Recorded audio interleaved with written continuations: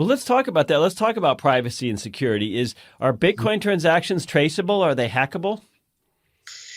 It's a complicated question. The best way I like to answer this is that it's similar to the internet in that, can you send an anonymous email from the internet? Maybe. Can I track you down? Maybe. It depends how good you are at hiding your tracks, how good I am at uncovering your tracks. But the reality of it is that, it's not a good starting point. If your concern is privacy, if you're looking for things to do things that are illegal, it's, what I described in my book is that, Bitcoin is maybe good for victimless crimes. Obviously, I don't believe that there is such a thing as a victimless crime. But, because it's a victimless crime, there's no dead body left behind for people to go sniffing around trying to figure out how did that crime take place.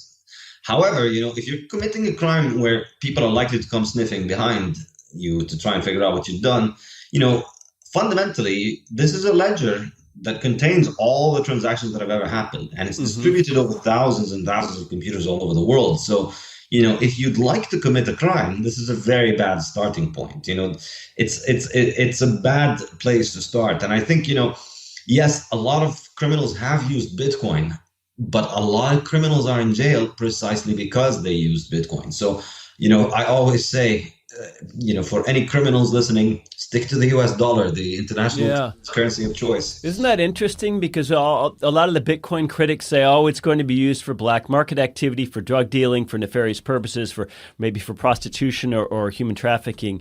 And as you point out, your human trafficking activity is now going to be on the ledger on thousands of computers around the world. Yeah, definitely not the right place to do it. I mean, with physical cash, you just pass the physical cash on, and if you wear gloves, it's completely untraceable. There's no way to trace your fingerprints on it. So it's arguably preferable. Gold can be melted into other forms as well, which makes it even more easy to hide.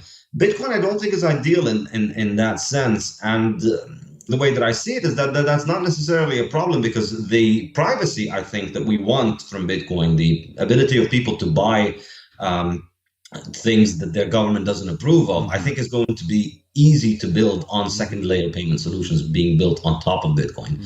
So the way that I see it is that, there'd be a first layer of settlement between institutions. And in this situation, the lack of anonymity is a good thing, because it would make those institutions more transparent and easy for people to audit, because all of their transactions are listed in a public ledger, and then they become more identifiable. But then, the way that I see it is, in a free market, these institutions will give privacy to the people who want it.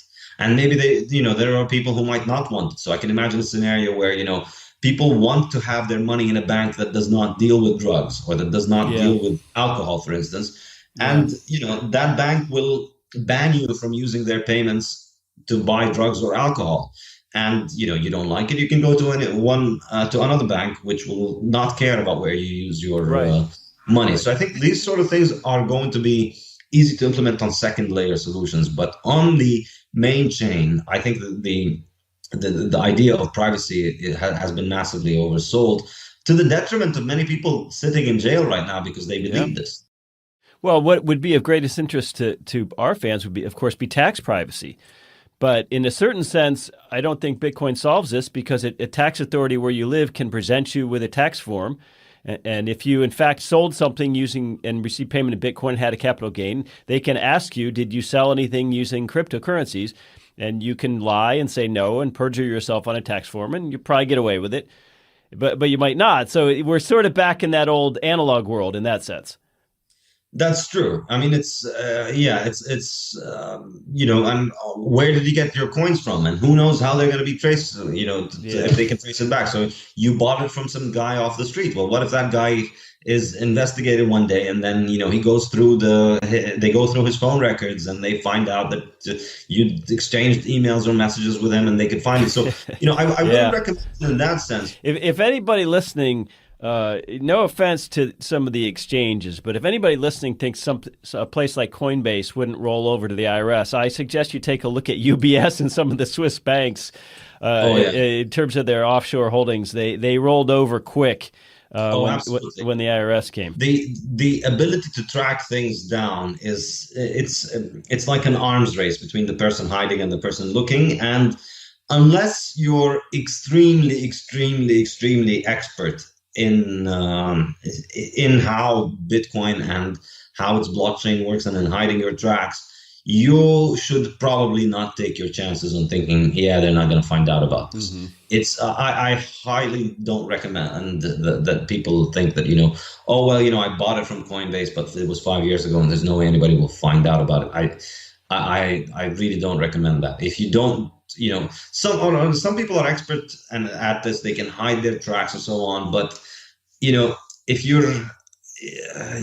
you're listening to me to learn about Bitcoin, then you probably are not one of those people. I am not one of those people. And, I would not recommend it. I wouldn't want people to get into trouble because they heard me. So I like to be very clear about this. Subscribe to Mises Weekends via iTunes U, Stitcher, and SoundCloud, or listen on Mises.org and YouTube.